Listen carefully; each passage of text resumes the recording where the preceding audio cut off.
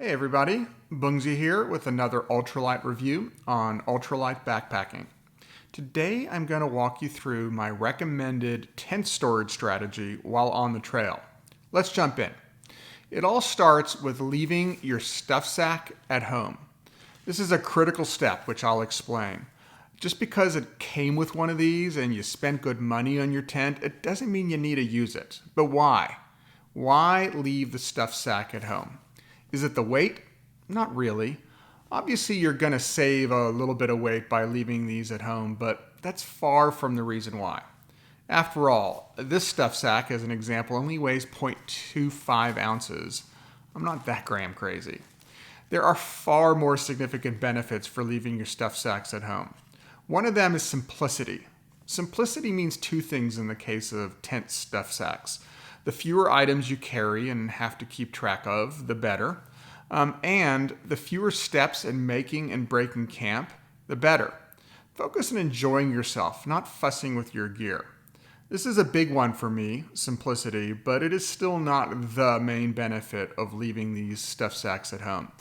Before I get to the big point, it's worth noting that going without a tent stuff sack could actually also save you space in your pack if this is an issue for you. A tightly packed cylindrical shape, such as a tent or sleeping pad or sleeping bag stuffed into a stuff sack, will make packing so much harder. Everything has to go in a specific spot when you use stuff sacks. It's like pack Tetris. And no matter how well you pull this off, it's still inefficient, as there will be gaps and slivers of underutilized spots between all these hard-packed cylindrical items. If pack space is a big concern for you, you will also be able to get your tent much smaller by tightly wrapping and tucking your tent by hand with very little effort, as long as you stop worrying about the dimensions of your arbitrary design stuff sack. As you can see, this tent is much smaller than its stuff sack.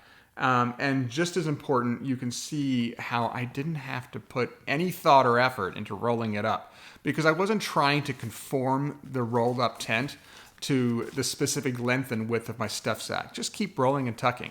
But this too isn't the main reason for leaving the stuff sack at home. Here we go.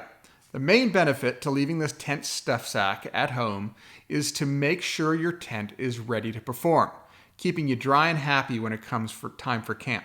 Let me paint a picture. You're rolling into camp and it's time to set up your tent. It's cold and rainy. The problem is that it was cold and rainy last night as well. Buried in your pack is a waterproof stuff sack filled with a waterlogged tent from the night before. How much drying occurred inside that stuff sack during your 10-hour day? The answer is 0. The only thing that happened during the day is that your tent went from wet to wet and dank. Have a good night. You need a packing strategy that ensures this doesn't happen, and this is what it looks like. Number 1, shake out your tent vigorously in the morning. Step 2, if you have the time, maybe while you're eating breakfast or waiting for your slow camp mates to get their butts in gear, toss it over a branch or rock, even if it's only for 15 minutes. The more airflow around it, the more evaporation that will occur, especially if it's off the ground. If you're eating on the road, then no worries, go ahead and pack it anyways. Moving on to step 3, roll it only as tightly as you need it to be in order to fit inside your pack. Never put it in a stuff sack, and don't overthink the folding, not to mention save yourself the time and trouble. Looser the better. While not a lot of drying will occur inside your pack, the looser the tent, the more evaporation that will occur. Can you store your tent on the outside of your pack? Yeah, but here are the 2 considerations. If it's raining at all during the day, your tent is only going to get more wet, plus you risk snags. For these reasons, I always store my tent on the inside of my pack, just outside my pack liner. A simple routine that eliminates a couple points of worry. And that leads me to step number 4. During your break and or lunch, take out your tent, shake it again, and let it dry over a rock, on the ground, or over a tree branch, even if it's only for 5 to 10 minutes. This will make a noticeable difference. Your tent is not cotton. It doesn't need much time before the water starts evaporating. This is where all the stuff sack hate comes from. Keeping your tent in a stuff sack will not only keep it wetter and promote stink during the day, but it will greatly reduce the chances that your tired, lazy butt will bother with this exercise come lunchtime. Come on, be honest. Do you really feel like extracting your wet tent from that neat, clean stuff sack only to have to perform tent origami to get it back into that still wet on the inside tent stuff sack 15 minutes later? No one does, which is why you're far less likely to do so during breaks if it's inside one of these.